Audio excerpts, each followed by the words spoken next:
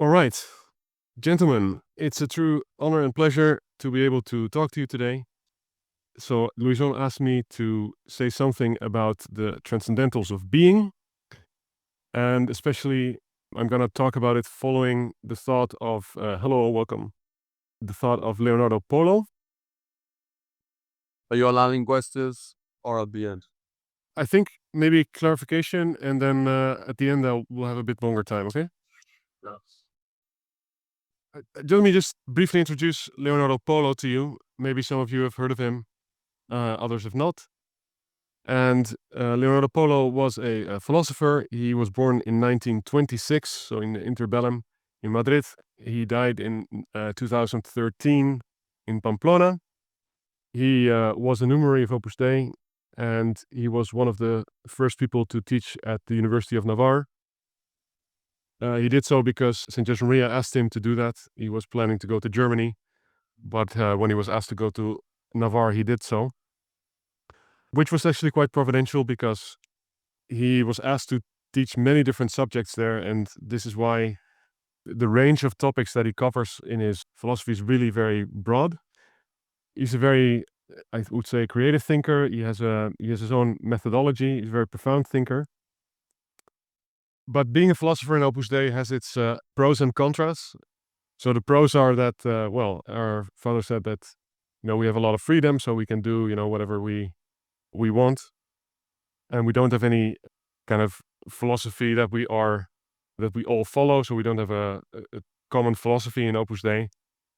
But that's at the same time also the downside, because it kind of means that at least in the work there's also a little bit of, I don't know, kind of subconscious hesitancy to follow anyone in Opus Dei, because like, oh, now we have our own philosophy, right? We don't want that. So there's a little bit of kind of hesitancy there.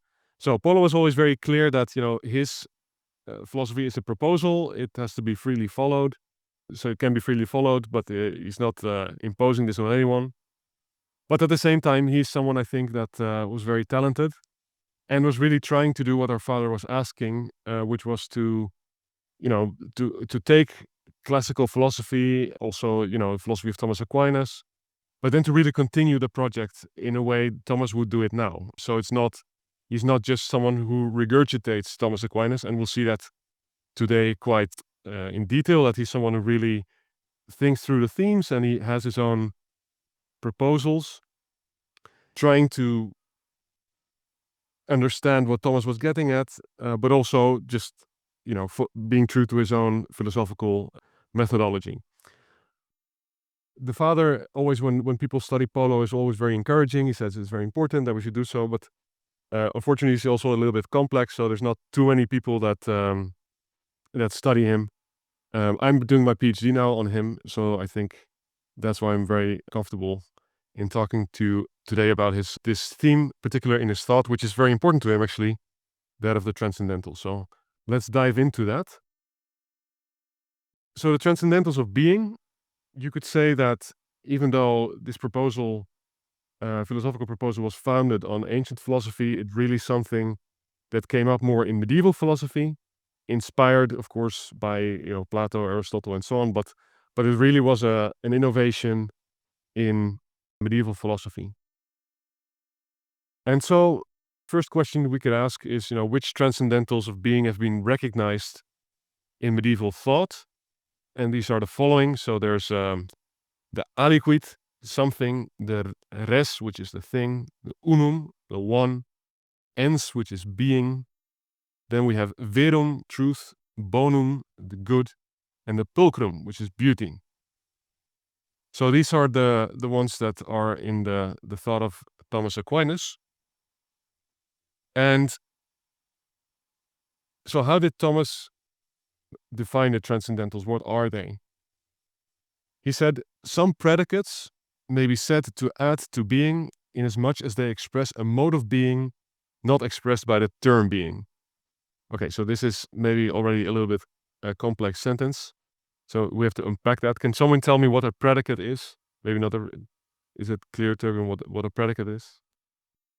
And don't forget, we've already had a couple of background sessions on the transcendentals. Okay, so this is known stuff. So you can, okay. Then we'll continue to say that, so he said, so this is the, I could say definition, and then he goes on to make a distinction, and the second thing he says is, some are said to add to being because the mode they express is one that is common and consequent upon every being. This mode can be taken in two ways. First, insofar it follows upon every being considered absolutely, and second, insofar as it follows on every being considered in relation to another. So yeah, this is from Questiones Disputate de Veritate in the first article. So if you want to dive deeply into what Thomas says about the transcendentals, that's a good article to start. Anyway, Polo picks up on this distinction, which I hadn't really learned about before, which is that there's seemingly two types of transcendentals. One are you could call absolute transcendentals, and the other relative transcendentals. And so we'll come back to that later, but it shows in this text that this is already in Thomas. Okay, so I'll go now into Polo's proposal, and this is what I'll try to cover with you today. First, I'll explain Polo's method, because it's important to understand what he's trying to do. Then he has three first principles that he comes to in his metaphysics. I'll try to explain those to you. And then I'll explain the consequences of that, both his method and his first principles, for his view of the transcendentals. Then he does something very interesting, which is to show how there is a certain order in the transcendentals. This is his proposal. And he underlines that by showing how if you change the order of the transcendentals, actually you lose some of them. And that he does by illustrating that by some modern thought streams. And then at the end, I'll put a short teaser into transcendental anthropology, because Polo also talks about not only metaphysical transcendentals of beings, but also anthropological transcendentals of being. And I won't go into that in a lot of detail, but I just mention it in passing today. It does have some relation to our theme of today as well. So, I'll first introduce Polo's method, which is called abandoning the mental limit. Now, if you hear that for the first time, you may think, is this psychedelic? And the answer is not necessarily. Okay, so actually, to try to understand what this means, I'm going to do two exercises with you. And they're kind of contemplative exercises. And so the first exercise is this. We're just going to be, you're all very good at this, at least the being silent part. But now the second part is more difficult. So let's try to be silent and not think for 1 minute. Okay? So I'm going to start now, and I wish you good luck.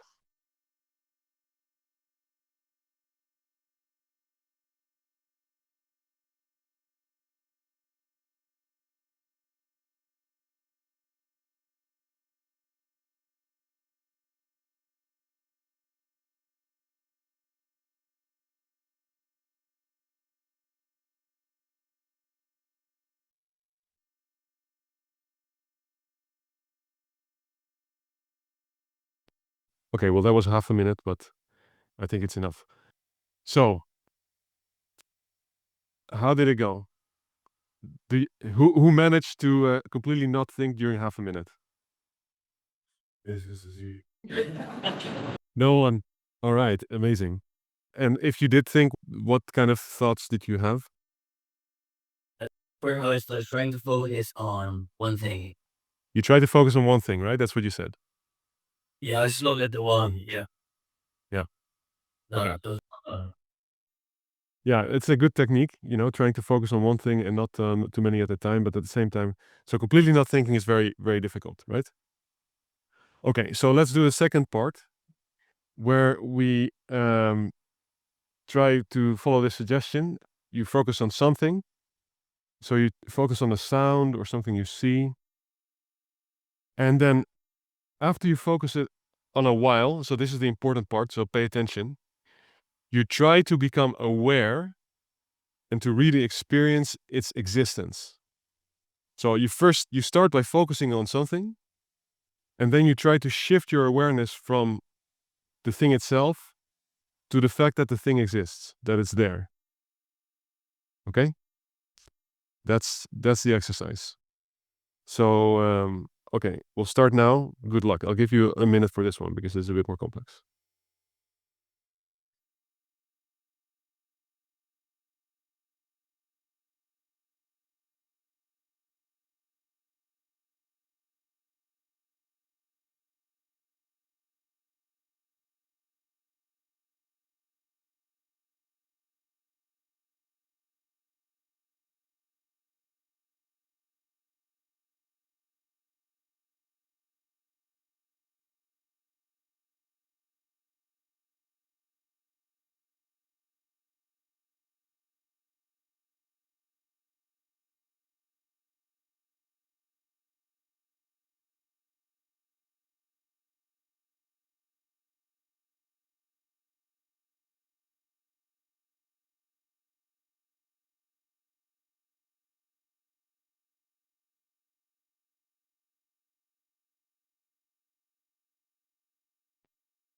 All right, that was 1 minute. So who managed to do this, to actually become aware of the existence? Can I see some hands here? Okay, so we have half. Those who didn't manage, what was difficult about it?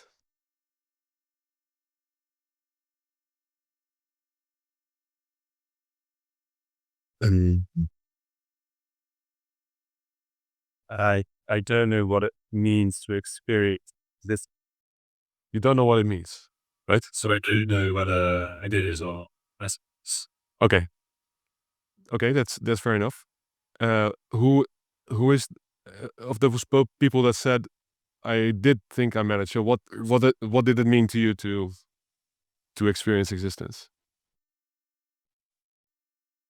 Well, for me, I was focusing on sound, and I think on the other room, I believe someone is playing the piano.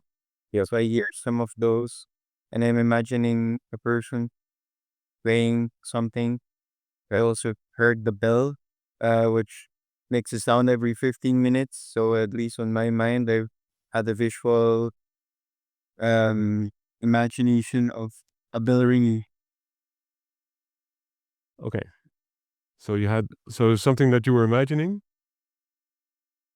and that the person being there playing the piano. Okay. Anyone else? What it? Yeah. If you're talking to the microphone next to the Can you Danny. hear me now, Dan? Yeah. Thank you. Yeah, so I was looking at the wall. Right? And there's like different shapes that is to the side of the wall. And normally you just see the shape or whatever, like you don't really pay attention to it. You're just I just paid attention to a particular one and it just sort of acknowledging in my mind that there's somebody behind that, like that it can just kind of turn up there randomly. But somebody sought it out somehow, whether it is the guy who kind of did the paper design or kind of this thing, but there's some sort of brain behind it, so it's learned its existence. Right. Okay. So you're looking at the brain behind the existence. So there's like a design there, right? Okay. Thank you. Yeah. Great. Any other insights you would like to share? 3 is a company. Hey guys, sorry about Yeah, I'm afraid you'll have to come up to the laptop. We're sorry about that. Yeah, I guess I was focusing on something that I wasn't maybe Peter's right that maybe I didn't grasp the existence of it, but I was focusing on my breath. So I guess I was thinking about air and just like the sense that it's like not visible, but when you breathe in, it like takes up space since your chest is expanding, and so there's like a physical element to which it is truly like there. Yeah. Then in a certain sense, like a secondary kind of wonder then at the fact that then somehow it's like filling my whole body because it's like going into every red blood cell, like that goes through my lungs and somehow gets diffused into my whole self. Yeah. And kind of like wonder at that of something we do so like many, many times a minute. But then only really recognizing that it's like truly existing in a experiential way when focusing directly on only it. Right. Okay. Thank you so much. Yeah. Okay, so these are some contemplative exercises. And as you see, yeah, I mean, it's quite personal what you get out of it. But there are also a lot of communalities in a way, and it's something you can exercise. And I'm trying to do this because what I'm getting towards, and I'm not saying that, just by doing one exercise, you kind of get here, but at least you can try and get a sense of what's happening. If you come to this sense that, okay, this thing I'm looking at or this thing that I'm seeing, so on the first hand, as I think you were describing, you kind of become more intensely aware of what it is that you're looking at, maybe some shapes that otherwise you just wouldn't see, or that, there's a lot of back knowledge about your own body that you actually have, but actually you're not very much aware that that these things are happening inside of you. So what we are exercising here is something that Polo calls habitual knowledge. And that is something, a term he also takes of St. Thomas. So Thomas, for example, speaks of the habit of first principles. Polo distinguishes many types of habits. So we can become aware of many different things. So for example, we can become aware of that we are thinking. We can become aware of things happening inside of our body. Yeah, there's many different things we can become aware of in a way that is not like directly, you could say, conceptual thinking, right? So there's like this, you could also call this awareness knowledge. I become aware directly of something in this world, in the world around me or inside of me. If we become aware of things inside of us, that is, so in what Polo calls our essence, so not so much our existence, but our essence, the habit that is responsible for that is called the synderesis. So what sorry, I don't know, I don't think we've met. I don't know your name, but the person who spoke last, I think what you were describing, like this internal, being aware of your internal, of your body and so on, that's something that, Polo would say the synderesis helps you to be aware of that.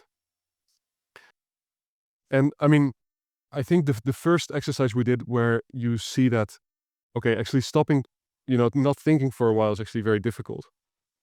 That's also because, we're very used to also thinking in with thoughts and concepts and everything. And making the step towards this kind of more contemplative thought is actually something, you kind of need to learn. And in a way, also, I mean, our father in the work is trying to say, well, we have to be, contemplative spirits, but he's also saying, well, that's something like it's a way you travel, right? So it's not something you just arrive at from today to tomorrow. So it's actually something quite difficult. But when you get there, this contemplative kind of being aware of the people, the world around us, inside of us, different things, also intimately, God inside of ourselves. All these things we can become aware of, and then we exercise this other type of knowledge, which is this habitual knowledge.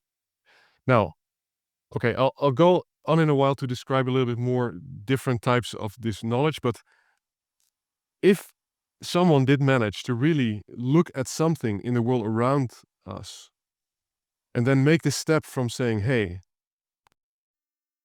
this is here, right? I see that this is here, to, oh, it actually exists. So it kind of hits you, right? So it actually exists.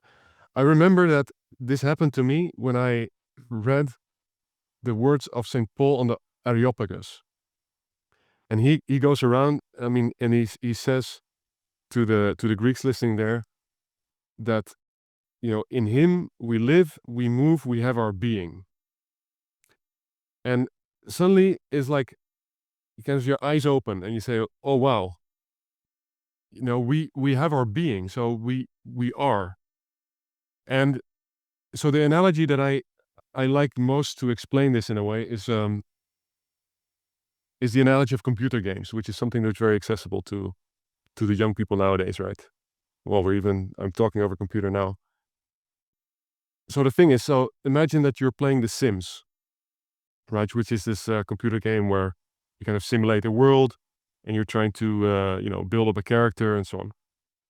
Okay, so you're in the world of The Sims and you're playing that game, and then suddenly the computer just turns off, right?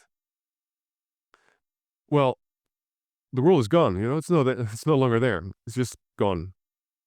Okay, you can turn it on again and then it comes back and so on. But the computer is in a way sustaining this world in existence on your screen. And if you turn it off, that's it. It's gone, right? And so in this way, I think that kind of helps to see that we can become aware that this world also, it is there, it actually exists. And if God would stop to think about it, it would be gone, right? It would not exist anymore. So that's a very powerful thing to realize, that actually there's, God keeps things in existence. And that is something that we can, if we look at the world around us, and we can kind of really become aware of that. And that's something, you kind of have to exercise it. So it's some homework for for the afternoon prayer, probably. But yeah, just to comment a little bit, the awareness is of the existence of this world is not still the awareness that God has made it, right? That's actually another thing. I'll come to that in a moment. But it's just the awareness that the world here exists. So, okay. And that is called the habit of first principles. That makes us able to do this.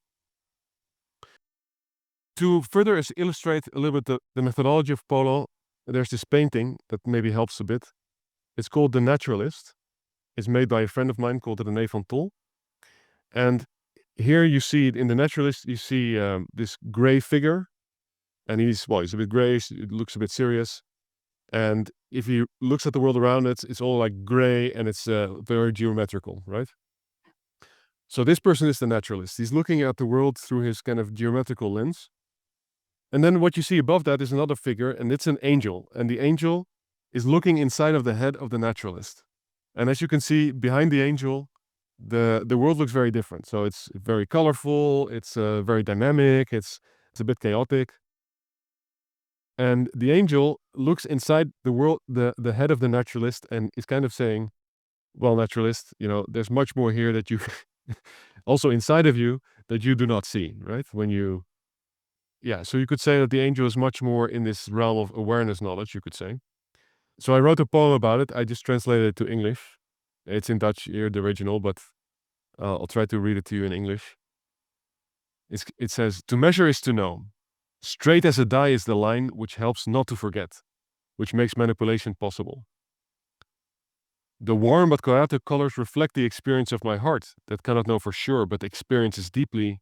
It is so. The angel looks inside and sees, how much more is there that you do not realize, naturalist? The problem is not that you are mistaken, but your limitation saddens me. Stop the thinking machine and experience again and again. A human being, yourself, another, is always more." Okay, so this is my artistic interpretation of Polo's methodology. And this is what he means by abandoning the mental limit. So abandoning the mental limit doesn't mean that we shouldn't think anymore, right? It means that we exercise this awareness knowledge, this habitual knowledge in such a way that we kind of are normally in this awareness space even when we're thinking. So that our thinking is no longer the obstacle, is no longer the limit for this awareness to work. So what you abandon is not the thinking, but you abandon the limit of the thinking. So its limiting character, the fact that it normally kind of obscures some of this awareness. And so the kind of ideal, which probably we'll only get to in heaven, is that we can be fully aware of many things around us, our existence, that we are children of God, that God is looking at us all the time, without actually having to stop to think. So that is what the methodology wants to aim at. Now, if we do look at this a bit more systematically, Polo has 4 dimensions in his methodology. And so I'll just take you through these dimensions a bit more quickly. And so there are 2 dimensions that are, you could say, towards the universe. So if we look at the world around us, then we can, in the first dimension, actually what we just tried is to try and become aware of this being of the universe. If you do that, you use the habit of first principles, and it leads to a field of knowledge known as metaphysics, which we are studying at the moment. There are also other dimensions. You can also go to the essence of the universe, which is what some of you just did. Those are actually other habits. He calls those acquired habits. And they make the knower aware of various knowledge operations and what they know in the world around him. And that leads to several fields, but one of them is natural philosophy. So you try to understand better how nature works. You can also abandon the limit in 2 other ways, which is not towards the universe, but towards the one who is knowing. So then, in the third dimension, you come towards the being of the knower. So know that we are as beings. He calls that the habit of wisdom, and that leads you to transcendental anthropology. And then the fourth is towards the essence of the knowers, which is the synderesis. So that is when you kind of become aware of your own body, your own things you have. And that leads to what we call the anthropology of human essence, or philosophical anthropology more generally. Also other things like ethics. Okay, so just to say that, this method has several dimensions, and today we're going to mostly focus on the first dimension. Now, Polo focuses on this first dimension, and then I'm just going to describe to you what he discovers when you really kind of try to focus your attention on this world around you, try to become aware that it's there. What do you discover when you focus on the being of the universe around you? And he discovers 3 core principles. And the first one, it's very interesting also how he names it, but you could say is the active being of the universe. And he calls that persistence.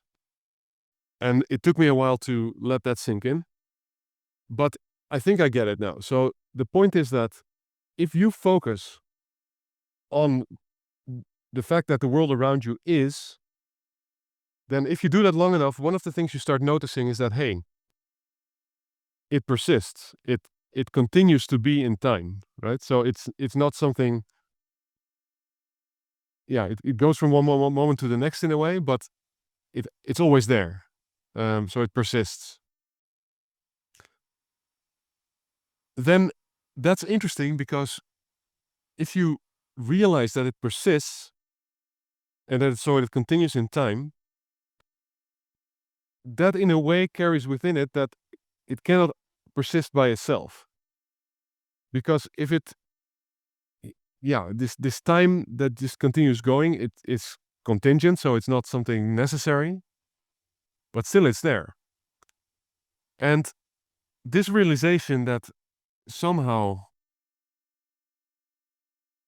it's there, but it doesn't necessarily need to be there, Polo calls transcendental causality, which he says there's a reference in the act of being of the universe to the divine being, to identity. So I think that's what Al was just referring to, right? That in a way, you look at the world around you and say, hey, there's some reference here to something making it come into existence. And Polo calls that transcendental causality. Now, to explain exactly what he means with this goes a bit too far, because the notion of causality he uses here is not exactly the notion we normally use, but I'm not going to go into that in a lot of detail because it would take up too much time. But he says here there's a reference to the divine being, and that is then the third thing that he in this way notices, which is there has to be also an act of being which kind of underlies the existing instances of this being that we experience, and he calls that identity. He says that's the divine act of being. So that is the core, you could say, of what sustains everything. You could say in an analogy, it's like the computer that makes the Sims come into being. Well, it's the divine being that makes it possible for our being to be there. So these are the three first principles that Polo identifies: persistence, transcendental causality, and identity, the divine act of being. Yeah, you can ask a question. Oh. But the microphone is not working. You have to come back to the... Can you hear the microphone? No, it's just the computer. Well, just the term identity. Yeah. My question is, it sounds like a peculiar choice of words for the divine act of being. Any idea why he calls it identity? Yeah, I think so. It's identical with itself. So it's the ultimate. It's the one thing that is completely one with itself. It's complete. Yeah, ultimately identical to itself, you could say. It's like it underlies the oneness of the divine act of being. Refer to the identification of essence and existence, as opposed to what do we refer to our personal identity. Yeah. Well, I mean, in that way, it also has something to do with it, because I think our personal identity in the end, we'll come to that in the end, but also always refers to the divine act of being. If we are really serious about our divine filiation and our personhood. So in that way, there's also a secondary meaning of that. But I think in the first instance, it has to do with God being identical to himself. Okay. And I just want to explain this because, so there's this thing in metaphysics which Polo is not very happy with. And that is based on the metaphysics of Plotinus, which, the scheme here shows quickly. Here you see that in Plotinus you have God, and God is the one. And the one contemplates and therefore emanates the divine intellect, and the divine intellect emanates the world soul. So you could say that the world is like kind of a lower version of God, because the world emanates from God, but in that process of emanating, it kind of loses a sort of rank of being. So that being is something which has different ranks, and the lower ranks participate in the higher ranks. Now, Polo didn't particularly like this idea because, well, he said the following. He says, of course, creatures are inferior to God, but the meaning of this inferiority cannot be understood through a theory of degradation, because then creatures would become a kind of weakened version of God, an ontological descent. To think that God creates by impoverishing himself, that is, that creation is a degradation of the divine, goes against the dignity of the creature and against the power of God. That is not creation ex nihilo. Such metaphysics is not creationist, and a supposedly Christian metaphysics that does not account for creation is of no interest. So he goes quite strongly against this idea of participation, which is something, of course, that Thomas does use. This other quote, in other words, there's no degradation. Degradation occurs when participation is of the participatable, not the non-participatable, when there is participation. And here there's no participation. So in his sense, he sees that this identity and the being of the universe is they're two different things, right? So God is the one thing, creation is the other. And God creates out of love. So he creates something else. But that also, for Polo, says, well, that says that there's a lot of dignity in the creation. God loves creation for what it is, not because it's himself, right? It's something else, but something that he has loved. Okay, so, I mean, this is a proposal, of course. You don't have to follow this, but this is what he says. So God creates out of love, and he doesn't create a lesser version of himself. He creates the other thing that he loves. Okay, I think this is a great time to have a break. So let's do that for 5 minutes, and then we can come back and try to finish this up. All right, wonderful. Well, let's continue. I'll do a brief recap of what we've done so far. So Polo approaches metaphysics through his methodology of abandoning the mental limit. These methodologies make possible by habitual or awareness knowledge. And the habit he employs for metaphysics, he calls the habit of first principles. Thomas also calls it this. And it knows 3 principles according to Polo. Persistence, the act of being of the universe. Transcendental causality, which is a reference in the act of being of the universe towards divine being, or which he also calls identity. And then identity, the divine act of being. And God, so in his metaphysics, he says God creates the other out of love. So therefore, Polo prefers not to speak of participation in divine being if it refers to creation. He says it's better, he thinks to say it's just a different type of being. So this, of course, has consequences for the way he looks at the transcendentals, which we're going to go into now. So, well, as Thomas already indicated, there are 2 types of transcendentals. Absolute transcendentals, which are the aliquid res unum et ens, so something, thing, unity, and being. And then there's the relative transcendentals, verum, bonum, pulchrum, truth, good, and beauty. So I'll go by them one by one now, and see how Polo looks at these. So first of all, the absolute transcendentals, and then the unum, the one. So Polo, and this has to do with what I just said, that he looks at creation as something else than another type of being than divine being. So therefore he says the unum is transcendental only in reference to identity or divine being. For the persistence, the act of being of the universe is created, and therefore is different than identity. And therefore he says the unum, so he disagrees with Thomas. He says it's not transcendental with respect to the persistence, the act of being of the universe. So again, this has to do with his notion of how to better capture the notion of creation in being. So that's the unum. So it is transcendental, but only with respect to the divine being. Now, so Polo, in his method that we've tried to exercise a little bit before, he discovers that there's 2 transcendentals, that something, aliquid, and thing, res. He says these are really, they're kind of properties of objective, or you could say conceptual thought. So these are, we think about something, we think about a thing, but if we exercise this awareness knowledge, they don't really appear there. And then he says, well, if you think about what they mean, I mean, you'll have learned, I hope, that the transcendentals convert with each other, right? So they're just kind of different ways of expressing the same in a way.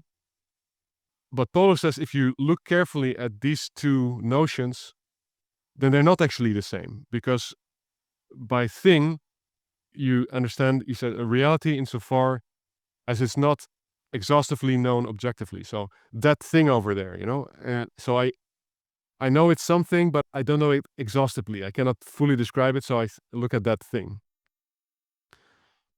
And he says the other word, aliquid, expresses something else. So it's related more to sameness. So that something there, it's similar to the other something there. Or it's different than something else, right? So in that way, it kind of expresses a different meaning of those things that are incompletely known.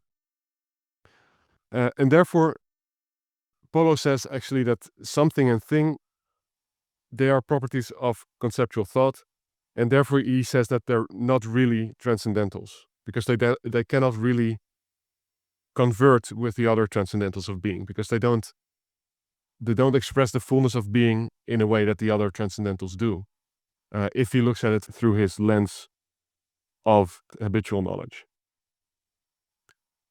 So this is another disagreement with Thomas. The one absolute transcendental that he does fully agree with is that of ens, which just expresses being. So that's, of course, kind of obvious that being expresses being. So that is indeed transcendental. Now,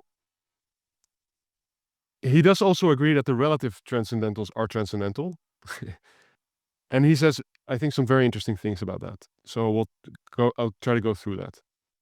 So the true refers to the being insofar as it's knowable, the good insofar as it's desirable, and the beautiful insofar as it delights. So there's a relativity here. So he calls Thomas already calls them relative transcendentals. So they're relative in a way to the knower, to the desirer, and to the one who's delighting, right? So they express something that's inherent in being, but in a way relative to the person that knows, or desires, or delights. So relative to what then? And this is actually where he doesn't only kind of take away, he also adds. he says, well, there's some more transcendentals that haven't been thought of before. And these are transcendentals that are relative to the human person, because he says that the human person, which he knows by the third dimension of his method, the habit of wisdom. So who are we as persons? And he says, well, we are more. We are an ontological innovation. So God, when he creates us, that's also something the church says, he gives us a spiritual soul. And for Polo, the spiritual soul is an innovation in being. And therefore he says, well, this being has its own transcendentals. And those are the transcendentals of coexistence, personal knowledge, personal freedom, and personal love. And these transcendentals, so this personal knowledge is able to know the being of the universe, right? Personal freedom is able to desire it also. So from these personal transcendentals, that is what is kind of relative to the transcendentals of being. So I won't go into a lot of detail because it's a whole different subject. He calls this transcendental anthropology. And he says, actually, it's a science of being next to metaphysics. So there's a second science of being, according to Polo. It's not only metaphysics, there's also transcendental anthropology. But that's not the topic of today, so I won't go into it too much. It is at the moment the part of Polo's thought that is actually attracting most attention. Most people find that the most fascinating thing about his proposal. One question, Yes. and before we move away from this, it's just, again, the choice of word transcendentals. We've been exploring in the class here. Yeah. Transcendentals are transcendental. Sorry, can you hear me? Yeah, transcendentals are transcendentals because they're properties of being that apply to every being. And obviously, personal transcendentals do not apply to non-personal beings, non-human beings. Therefore, is he using transcendental in a very narrow sense? Not the way Aquinas would have used this? Well, I think this has to do with his... so for him, of course, being is not something univocal, right? So what I just explained is that for him, unity is not one of the transcendentals. So this also means that there are different types of being. And all of these types of being have transcendental properties. So yeah, this is a difference in Polo's metaphysics from Thomas's metaphysics, for sure. But so he can talk about personal transcendentals because it's really they're properties of all personal being. You can say they apply to all human beings, but only to human beings. Well, also to divine persons, and also to, I think, angelic persons as well. I think so. All personal being participates in these transcendental, or has you can talk about these transcendentals. Yeah. Okay, thank you for that.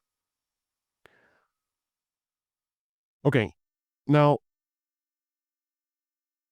realizing this, Polo also comes up with the following proposal, which I don't think is in Thomas, but I think it's quite fascinating, which is that transcendentals have a hierarchy.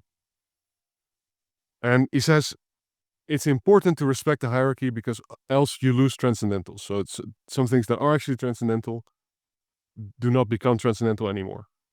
So he says the first is being. So that's like the foundation of everything. The second is the true, that being is true. Then that is good, and then that it's beautiful. Now, the way he argues for this is by looking at other types of knowledge and showing how if you disrespect this, transcendentals get lost. That's basically his argument.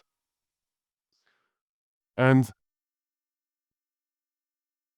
so, for example, if you look at idealism, which is a type of thought that modern thought has tended towards, so starting maybe with Kant, but coming to its full fruition in Hegel.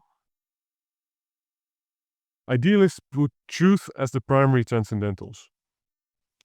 And what you see if you read them is that from that starting point, it's not clear that good remains as a transcendental because it kind of becomes subordinate to truth in a way that kind of the truth starts to define the good, but not all the good is also true. So the correspondence between the two is lost. So basically by putting truth as the first, the good is lost. If you look at nominalism, which he also calls voluntarism because they tend to, nominalism tends to become a voluntarism, that puts good as the primary transcendental. So the first, things are first of all good. But if you start from there, then you cannot really come to truth and being anymore as also transcendentals. Because, so say, the thing that I love, that is the good for me, then you get, what people say nowadays, well, this is my truth, And that means that if it's my truth, it's not the truth for everyone. The primary transcendental, if good is the primary transcendental, truth is no longer true for everyone in a way. And there also being suffers in this way. So destroying the order destroys the other transcendentals. He also talks again about Plotinus, so this pantheist eminentism. He says, well, if you put the one as the primary transcendental, which is his case, so he talks about God as the one, and everything else emanates from the one, then all the other things, become really subordinate to the one, and again are not really transcendentals anymore. So they also lose their transcendental status. So he says the only way to really save all the transcendentals is realism, in which being is the primary transcendental, and then the good, the true, and the beautiful can follow and can also be understood to describe all of being. He does note, though, that not just because you call your philosophy realism, you don't have this problem. There are also reductive realisms. For example, there is, you could say, a materialist pseudo-realism. It says, matter is really here. But if you say that, then neither truth nor good are really transcendental, because if you understand being as matter, you can also not fully understand truth or good as being kind of equally extensive to being, to matter in this sense. So then it becomes a problem. And he also has a problem with, and this is, so in Spanish there's this expression, ente en cuanto ente, the being as entity. So you can understand that well, but you can also understand it reductively. And so he says the following thing, this is a quote, I've tried to translate it from English, which is from Spanish. It's a bit difficult, but it says, if being as the first transcendental is consummated in being, and that would be being as as entity, so ente, el ente in quanto ente, it doesn't allow for the other transcendentals. Under these conditions, realism incurs in the same defect that we have denounced in idealism and voluntarism. So he's saying, look, if we think about being, we shouldn't. What he's really saying here is that we shouldn't think of being as just a concept, right? So if we think of being as just a concept, then it loses its inherent activity, right? It's like going back to the painting. It's looking at being as if we were the naturalist, as if it were something square, whereas it's more like the angel. So it's more like it's something very moving. There's a lot of dynamism in being. And if we understand that dynamism and we're open to that, then we start to see how being can be the same as good, true, and beautiful. But if we start to kind of reduce it to our own concepts, then it becomes difficult. That's basically what he's saying.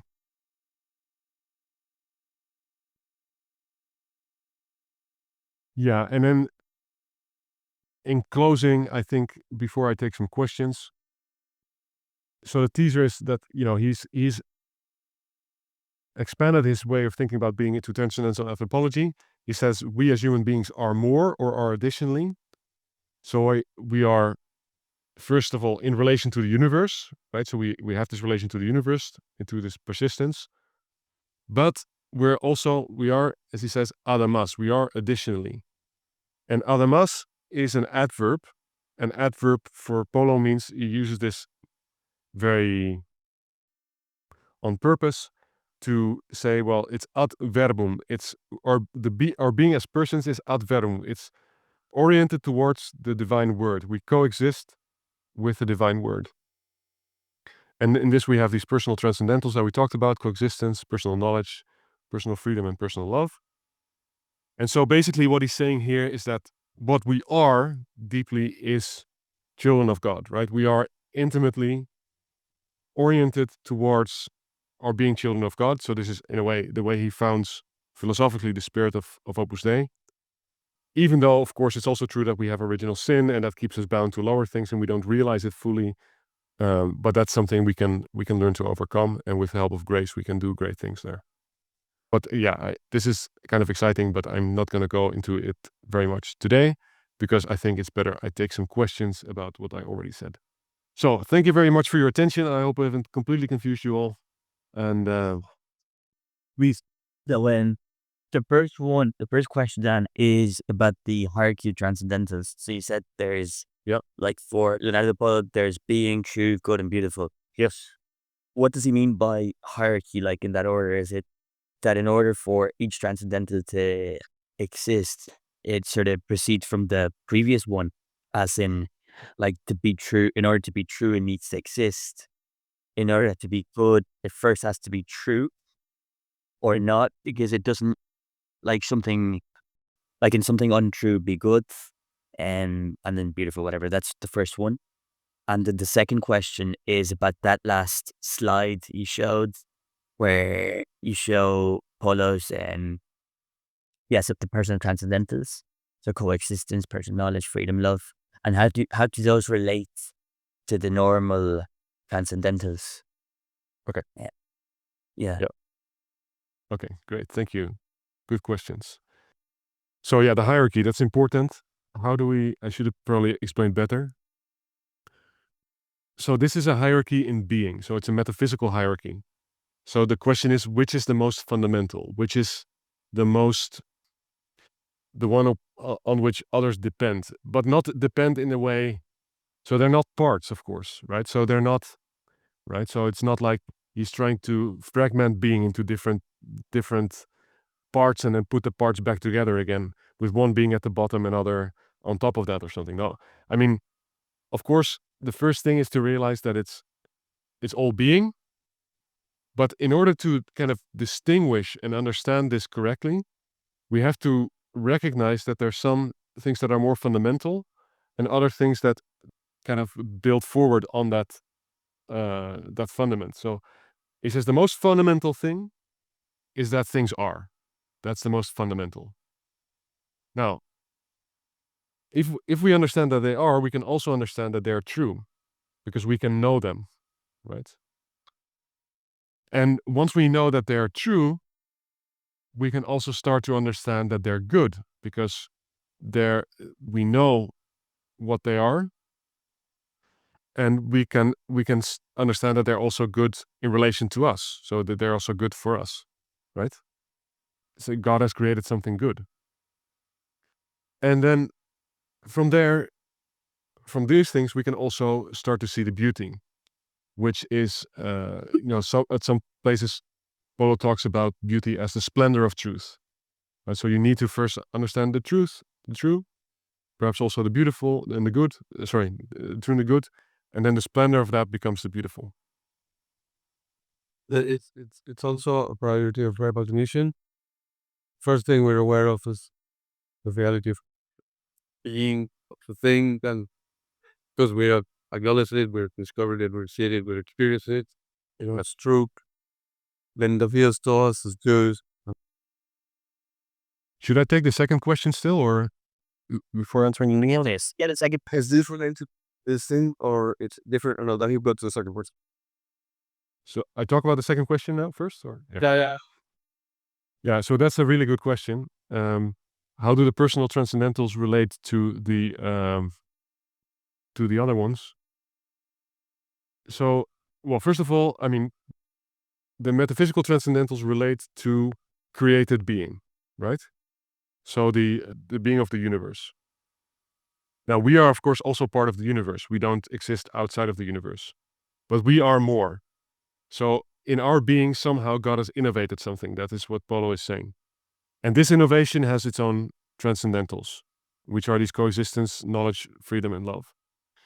Now, the whole point of Polo's philosophy is to try and see how we can kind of, you could say, personalize our lives. Because if we personalize our lives, what we're doing in the end is we live like children of God, right? This is what we're then doing. Now, this is not something that goes just directly, because there's something like original sin, there's something like our personal sins, and these in a way alienate us from who we really are as children of God. So this is a really big question. So how does sin influence the ability for these personal transcendentals in our being to also influence our life? He says, well, we have two lives in us. So we have what we call the received life, which is the life we receive from our parents, and you could say it's based on, it receives its impulse from the act of being of the universe. At the same time, we receive this life from God, which is you could say, our spiritual life.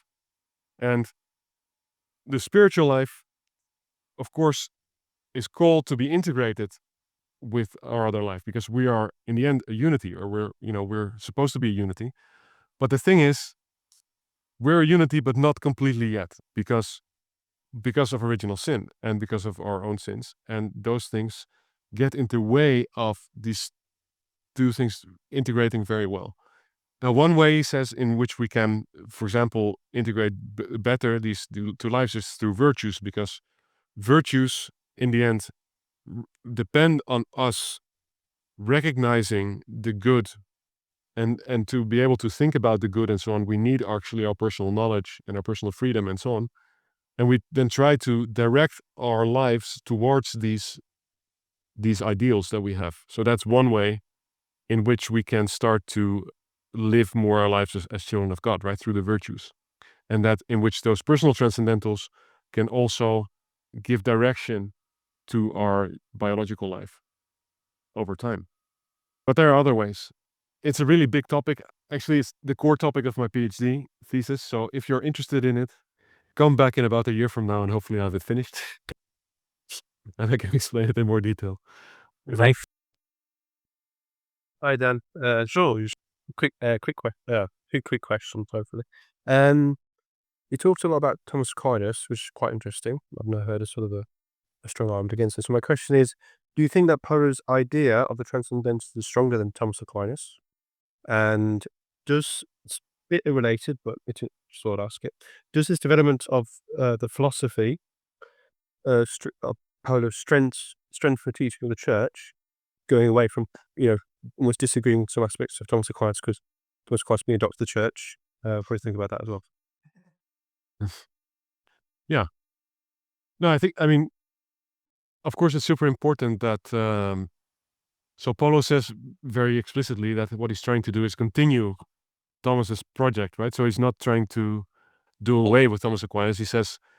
He also says that, look, I have this proposal. I'm not saying that everybody has to follow it or something. It's a proposal that is free, especially also these personal transcendentals. You kind of have to freely accept and embrace that. But he, of course, says, look, I have this methodology, which is, the abandoning the mental limit, being very conscious of these knowledge habits. Again, which is something that Thomas already talks about. So he also consciously uses the terminology of Thomas there. But yeah, I mean, of course, it's true that Thomas is a doctor of the church and super respected. And in no way does Polo want to say, we should disrespect Thomas or something. But the other thing is to say, well, there was Thomas, and afterwards there's nothing, right? For one thing, if you do that, what you will never be able to do is to relate to modern thought, because, well, Thomas wasn't a psychic, and he wasn't able to think about things that came after him, right? So in some way, you'll have to, if you want to relate to modern thought, you have to think through that, and also in relation to what Thomas was saying. And that's definitely what Polo is also doing, right? So it's simple, this whole thing of the order of the transcendentals. Thomas wasn't able to do that because he is referring to many types of thought that hadn't been developed when Thomas was there. And so I think this is what our Father means, that, we should, and what our Father encourages, he said, look, we should, of course, think in the spirit of Thomas Aquinas, but it doesn't mean that you have to agree in everything with Thomas Aquinas, right? Now, the other question is, does that then, these things that we're saying, does it contradict teachings of the church, anything that's dogmatically defined? That's, of course, something that is important to look at. And as far as I can see, Polo doesn't go against the teachings of the church. I mean, the particular, that res and aliquid are transcendentals, I don't think is defined anywhere dogmatically, as far as I know. So I think these are things that are open to philosophers to think about. And yeah, and Polo makes quite, strongly makes the point that, look, you shouldn't let classical philosophy die, right? We shouldn't make it something that is fossilized, because that in the end is something that is going to be damaging to classical philosophy itself. And in the end, I think is not going to help us to be in dialogue with the people of our time who have very different mental universe. So we also have to be able to relate to them in a profound way that really proposes something. And I think that's what Paul is trying to do. Doesn't mean that you have to like his proposal. You can, of course, dislike it. You can have another proposal. But I think the spirit is that. And I think that's very important. I was wondering, could you tell us a bit more about the 4 dimensions? I didn't pick up all of that. Which 4 dimensions? First, second, third, and fourth. There's that slide with that table. Oh, okay, yeah, of the method, you mean? Yeah. Sorry. Yeah, here we go. Yeah. Yeah. So the first dimension, I think I've explained to some detail. Of course, there's a lot more to say. Just so you get an impression, Polo's work, they're in the process of publishing the full, the complete works. I think they're at about 40 volumes now. So, I don't think I've said everything, but try to give you an overview. So I've done the first habit. I've hinted a little bit at the third one, which is the being of the knower, this transcendental anthropology. These are these 4 transcendentals. Then the ones that I haven't really delved into is the essence of the universe and the essence of the knower. And in those, what he does is that he looks at, so he rethinks Aristotelian causality. So we think about, for example, well, you've probably all heard of helomorphism, right? So how do we understand the interaction between soul and body? So Polo has again, going through this habitual knowledge, he tries to, how should we look at these different causalities? So formal causality, material causality, efficient causality, and final causality. And one of the key proposals he makes here is that actually we should not think of matter and form as something that is together, and efficient cause, the moving cause, is something that is kind of outside of that, pushing it around, but rather it's more coherent with, well, with his methodology, but also I think with current science, to say that the efficient cause is something that's intrinsic to matter and form. So he doesn't talk about helomorphism, but hele-energomorphism. Yeah, matter and form go together with the moving cause. Anyway, that's a whole long story, but it's very fascinating, and so that's just something that is in its natural philosophy. Then the fourth is about the who we are as human beings, so also what we are as human beings, and it has to do with our knowledge, for example, becoming aware of our thinking, our conceptual thought. He has a whole long treatise on what does it mean for us to think with ideas, with concepts, because that's very important for his method. So he talks a lot about that. Then he talks about, again, this interaction between the life that we receive, what I said a bit at the end, the life that we receive from our parents and the life that we kind of receive from God, how these two interact with each other. So that's a whole big thing. And from that also comes ethics.